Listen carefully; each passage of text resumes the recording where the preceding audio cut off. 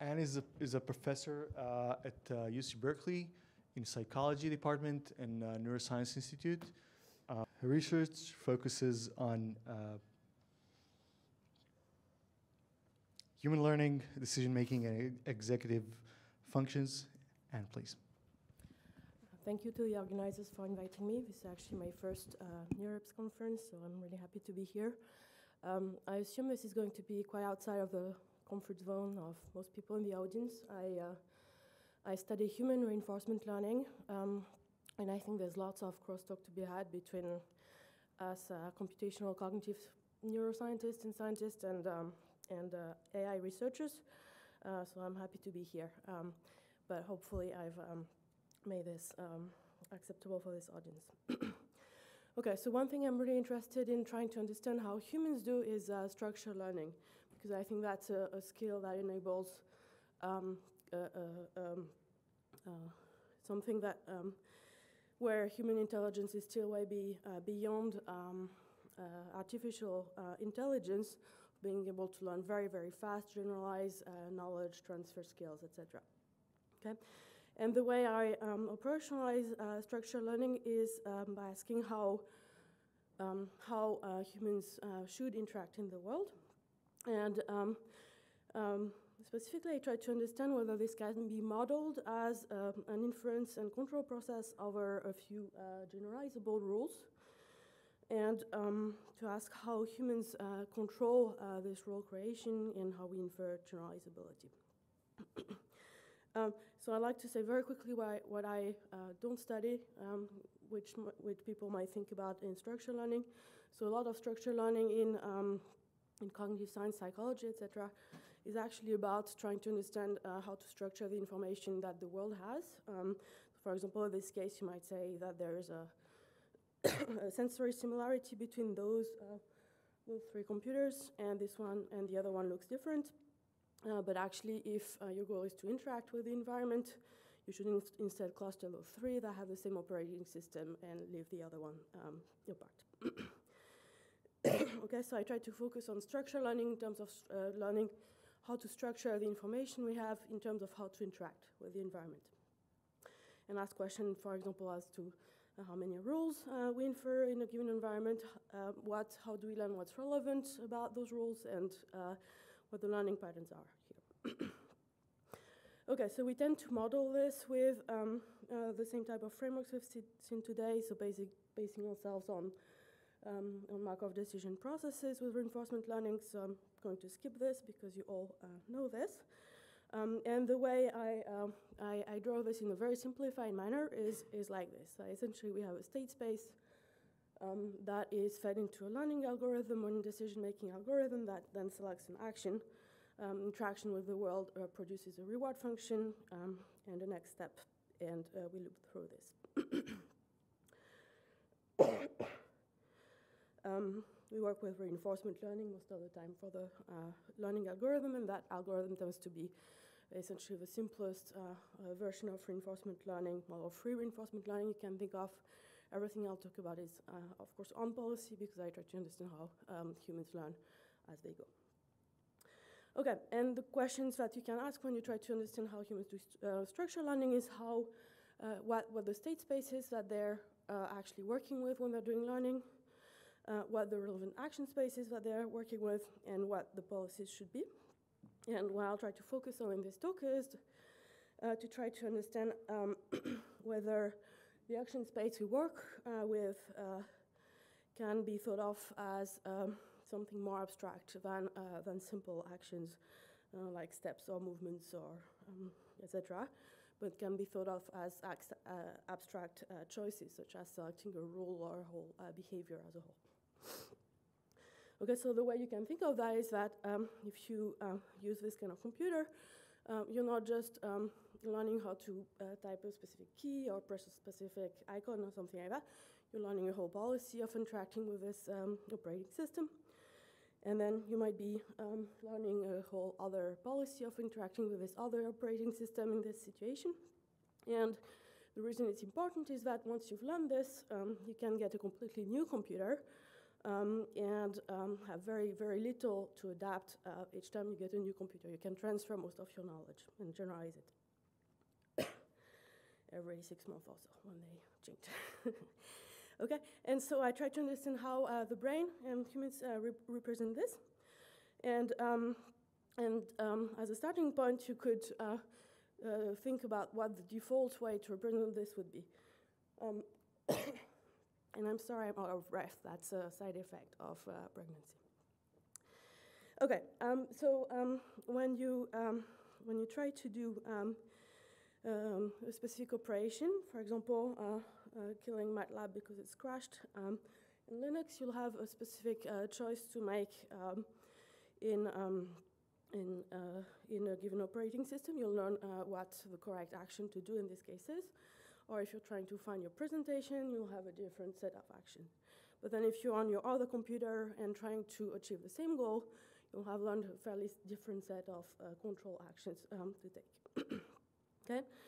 So you could represent this in the perfectly flat way as just a multi-dimensional environment that represents 4 different states for which you require 4 different actions. And the way we try to represent this instead is to say that, well, instead, participants do hierarchical decision-making. Humans do hierarchical decision-making, so they structure their interaction into 2 steps. They first say, okay, with this computer, I'm selecting a specific operating system that constrains a whole set of rules. And then within that, I'm going to select choices that correspond to those 2 different states. And then I might have a different set of rules for the different contexts. And I still have the same low-level actions here of either typing or pressing a set of keys. But now I have 2 different state spaces, a low-level state space at the bottom. And in parallel to higher hierarchical level, I can assume that I have a more abstract state space that represents the context, for example, which computer I'm working with, and on which I'm making higher level choices, like selecting one type of rule or the other. Okay, so I studied this in the lab in much simpler settings. So instead of computers and software, I use colors and shapes, and I try to understand the characteristics of how humans learn this. And the key theoretical framework behind it is to say that if we have this type of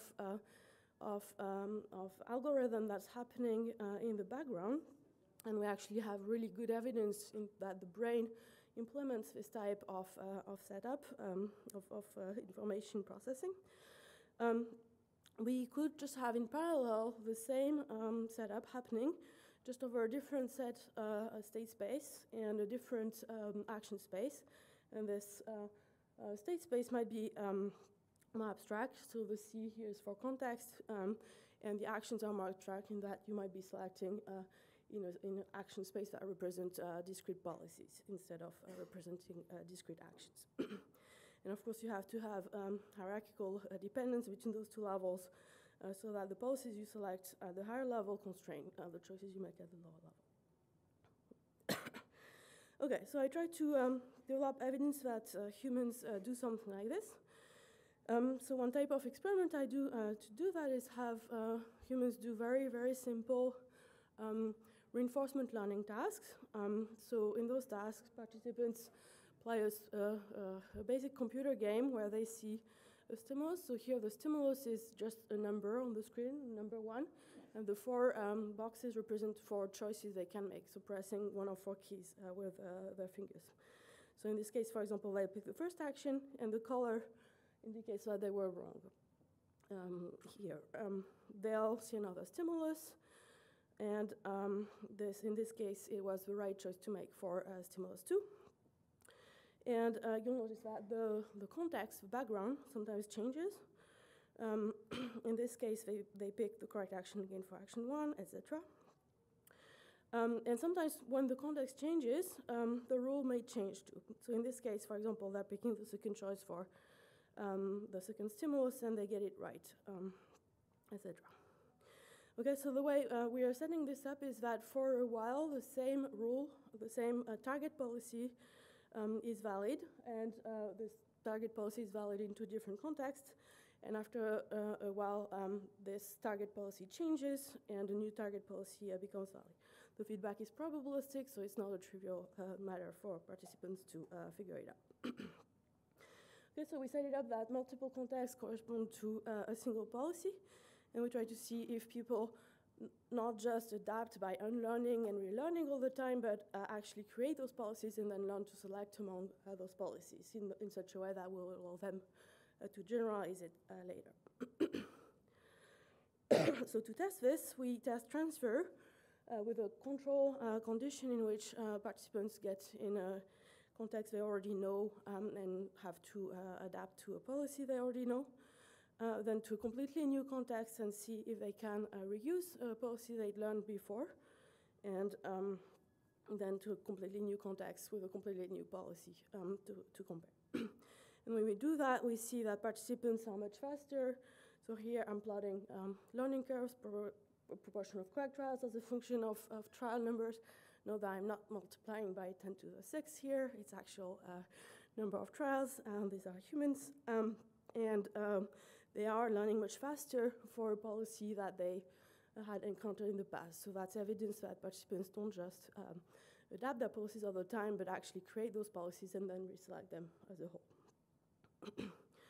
Okay, they do that even if they don't have an observable variable that cues the context. So we did the same experiment, but this time the background was completely black, and we showed again that participants were able to learn faster in conditions in which they had to reuse old policies compared to new ones. Okay, so this was evidence in support of humans doing this hierarchical reinforcement learning. Well, they select a few high-level policies and can reuse them as a whole as a way to adapt. So we model it with a basis of simple reinforcement learning, just learning the state action policies. This type of reinforcement learning on its own can't capture this benefit that participants have for something that they, a context in which they can reuse an old policy. It's also too slow because it has to unlearn before it can relearn when it changes. So we add a simple change detection algorithm that resets the policy essentially each time it discovers that the policy isn't valid anymore. They still can't capture the fact that participants can transfer information. So we added to it the tracking of multiple policies in parallel. And if we do that and try to do perfect inference, we end up with, I'm skipping the details here, but we end up with a model that does way too well compared to participants. So essentially, if it's perfectly trying to infer, if I give you the complete graphical model of the task and do perfect inference over it, the model does much better, as you can see at the bottom right here, than humans do. So we try to capture what participants are actually doing, and also it's a hard thing to do, this whole perfect inference. So we try to capture a much less computationally intensive heuristic strategic exploration, and we found that it's much easier to compute, and it captures really well the way that humans actually explore. So the way we do that is that we assume that participants only track a few policies. For example, in this case, they just track 3 possible policies, and they track how reliably they're predicting the outcomes. And as long as one of them is reliable, that's the one that's selected and updated, and the other ones are just being monitored. So the first one here, the second one here, the third one. When participants get to a point where none of the policies are reliable, which we define as being arbitrarily over a given threshold, this is where the heuristic comes into play. We switch from what we call an exploitation of a single policy to an exploration where we create a completely new policy, blank, actually biased by past policies, and allow the actor to rely on this of policy and learn this policy during this discrete exploration period. We found that this specific event of switching from exploitation to exploration was recognized as a very specific event in the brain. So there is some relevance to this, to what the brain is doing. So how do we get out of exploration?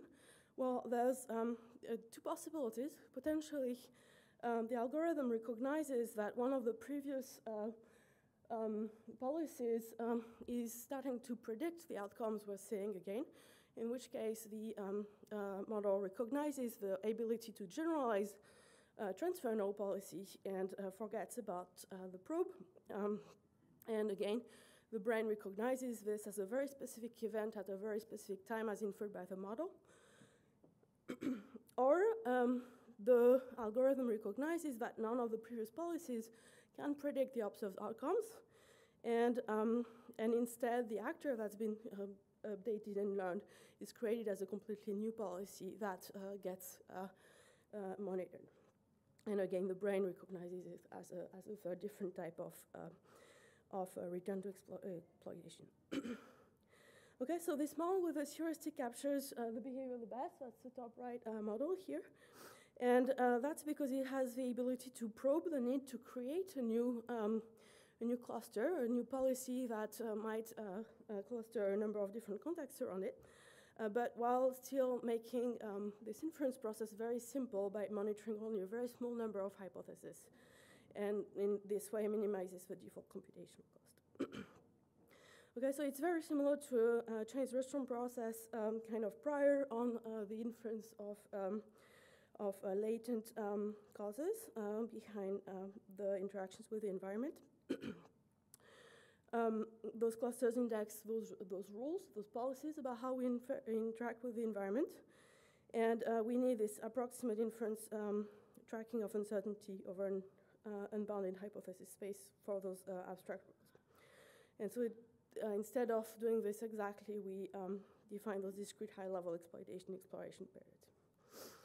Okay, so humans learn hierarchical rule structure that enable generalization and faster strategic exploration. And what's interesting is that they do so, we can identify a very simplified but efficient heuristic kind of inference processes that allow that and that are relevant to explaining brain function. Okay, so in the past example, I focused on learning rules when there is temporal stability to those rules. So the rules stay the same over time, and that gave an advantage to the model in terms of structure. But for example, when you're here in Montreal, you might, each time you see a different person, you might have to decide if you have to speak French or English. And so there's plenty of situations in the real world where there's not this temporal stability, and you still need to be able to flexibly switch between rules. Okay, so we also explore this, whether people learn this kind of structures without the help of the information given by time.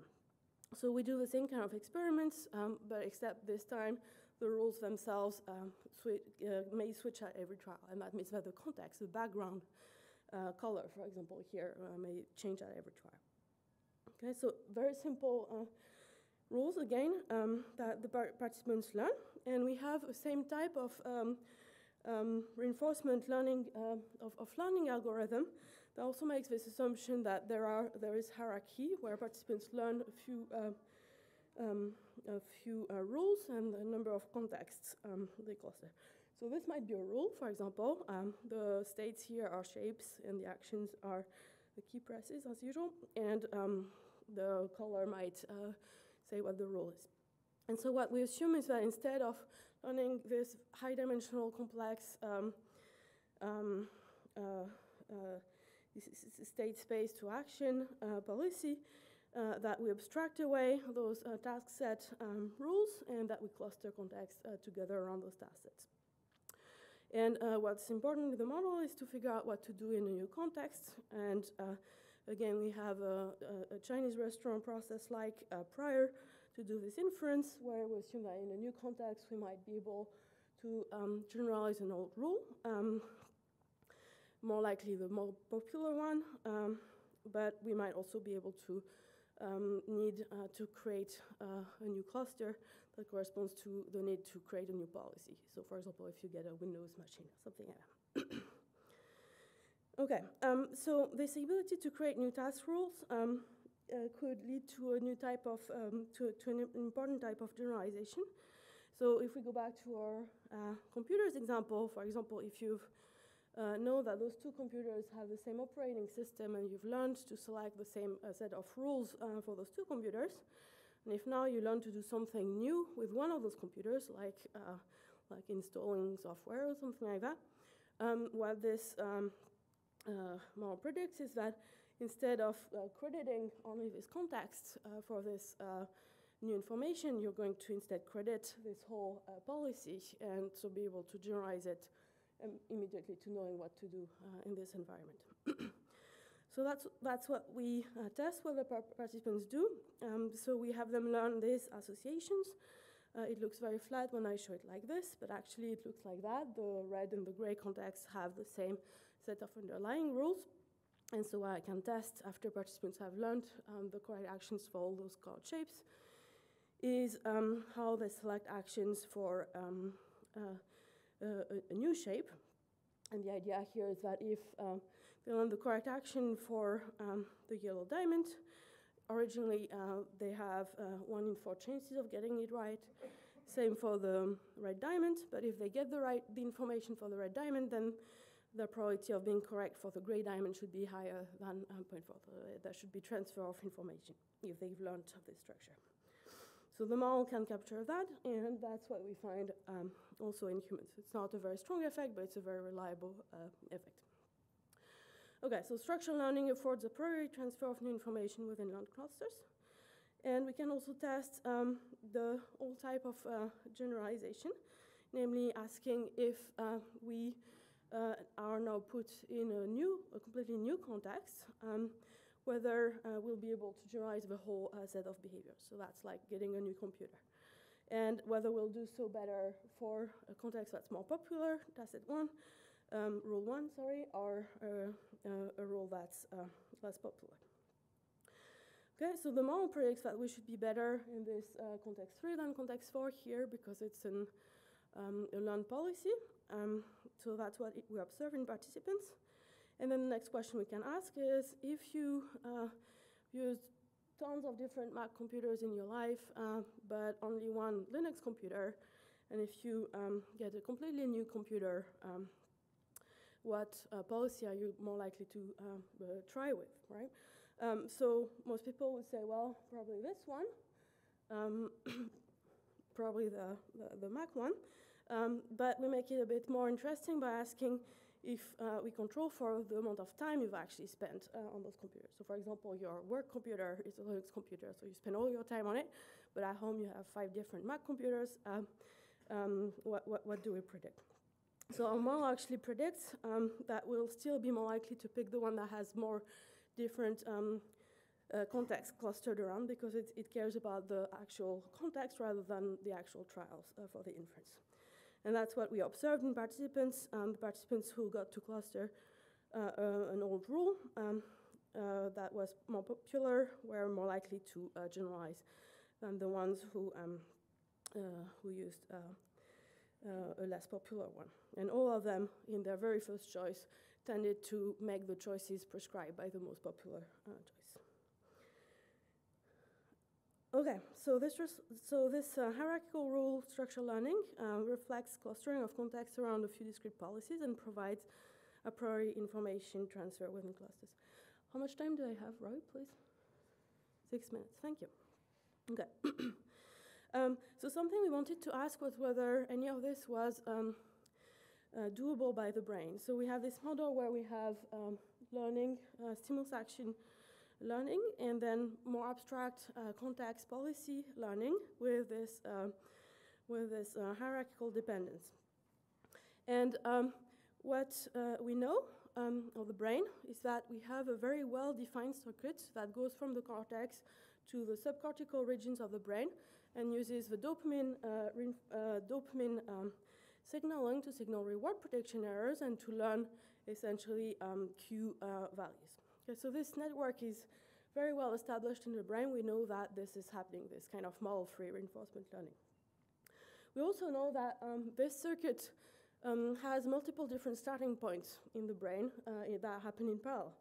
So it's absolutely plausible that we could have the same computations, the same algorithm essentially happening, but with different sets of inputs. And in this case, that would match with the idea that maybe we have a different state space and different action space over which the same computations are happening, actually with the same reward prediction error signal. And so that because there's different inputs to it, it would end up learning different, making different choices, but with the same teaching signal. Okay, so we try to see if we design a neural network that respects those known constraints of the brain, and have this hierarchical dependence between the high-level RL and the low-level RL, whether we could capture those generalization effects that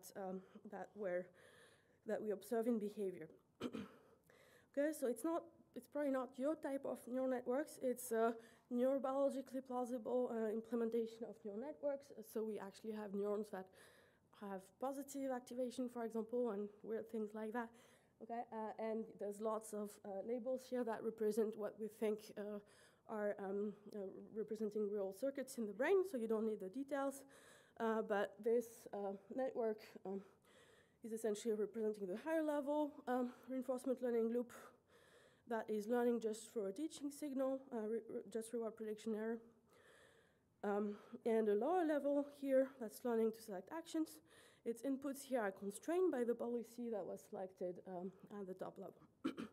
Okay, so when we simulate this model, we replicate exactly the behavioral results and the predictions of the more complex models that were doing inference for figuring out what the task sets were.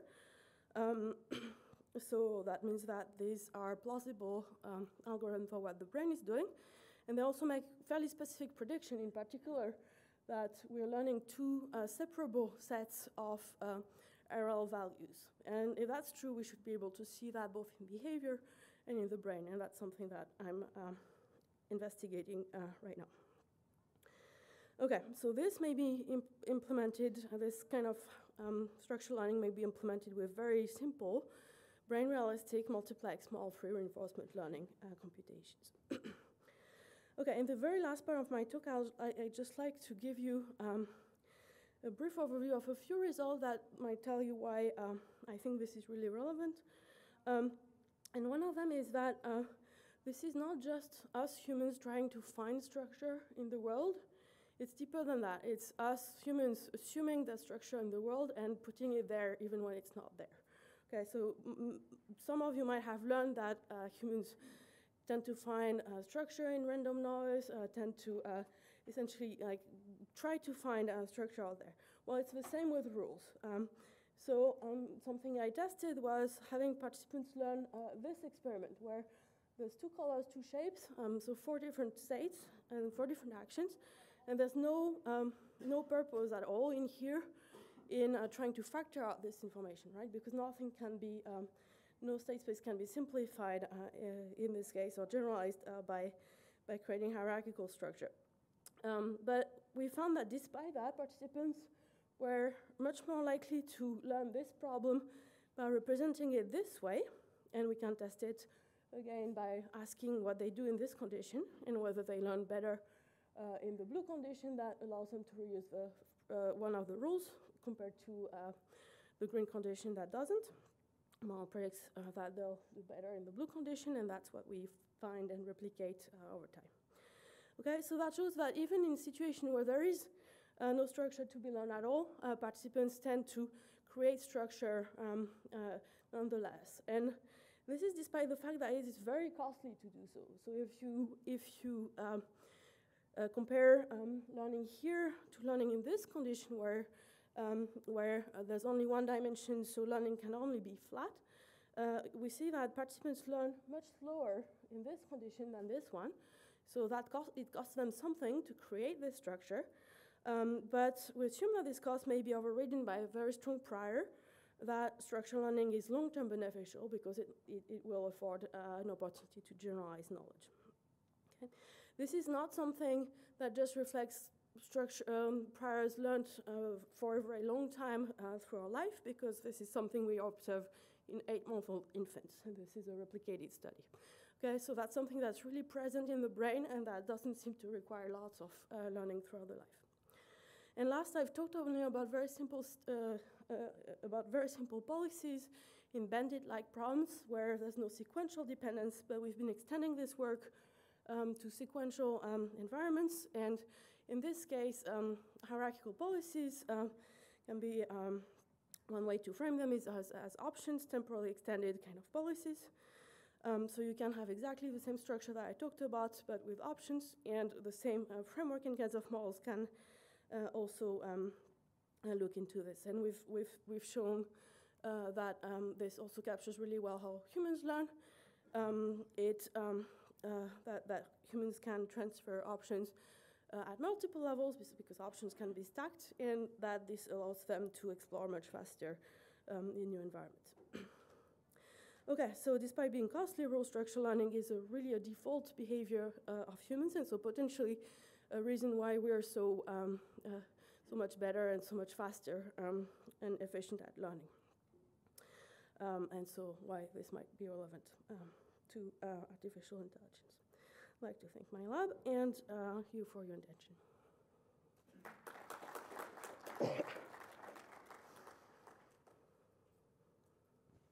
Thank you, Anne. Any questions?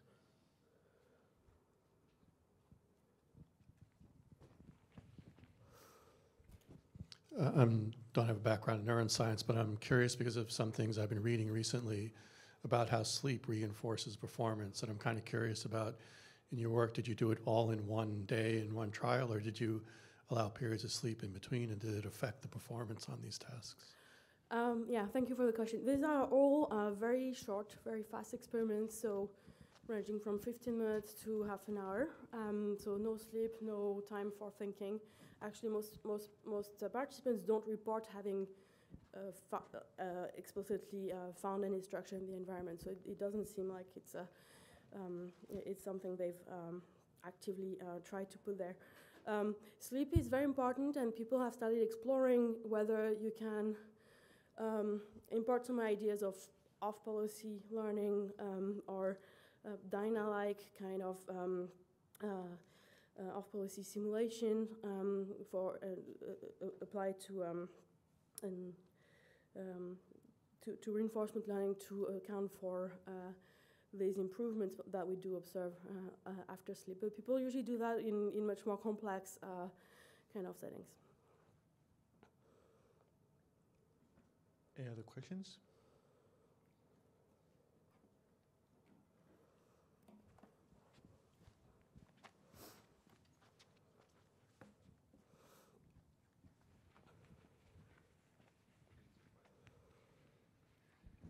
Thank you very much. It was a super interesting talk. Maybe you already mentioned it and I missed it, but I was wondering how, or whether you have, it's a quite kind of vague question, but in your experiments, as far as I understand, that the context was somewhat obvious to us humans. Do you have any thoughts on why that's the case, or how we decide what a new context is? Yeah, thanks for this question. It's actually not the case. I made it sound obvious for simplicity of presentation, but actually, for example, in the experiments with the colors and shapes, either the color or shape could act as the context, the high level or the low level dimension, and there's no reason to pick one or the other. So it's actually not obvious to participants which one it should be. In the other experiment, there was one case where the context wasn't even observable. So that was, so in that case, it would be really hard. Yeah, I think actually in most cases it's not at all obvious for participants. Does that answer your question?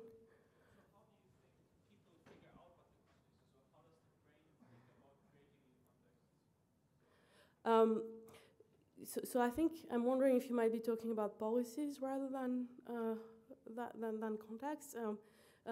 So the brain doesn't create. Are you asking how the brain decides which dimension is a context and which one is okay, thank you, yeah. Yeah, so that's really cool research going on about that I haven't really done and people are have been essentially trying to see how we parse out a state space into what's relevant and what's not relevant, and they've shown that again, if you take optimal kind of algorithms, you completely don't capture what humans are doing, and rather if you take very simple algorithms that learn essentially the value of paying attention to a given aspect of the sensory space, and approximate that with a fairly drastic approximation of the same kind I presented, meaning making a hypothesis and sticking with it for a while, then you get a good you get a fairly good representation of what humans are doing. It's a fairly general theme that optimal models don't capture what humans do, and that instead, when you put fairly drastic approximations, you get something much better. And people have been thinking of this in the terms of bounded rationality, where people are being rational, but with a constraint of limited amount of resources that they trade off essentially computation time with optimality. So let's thank Anne again.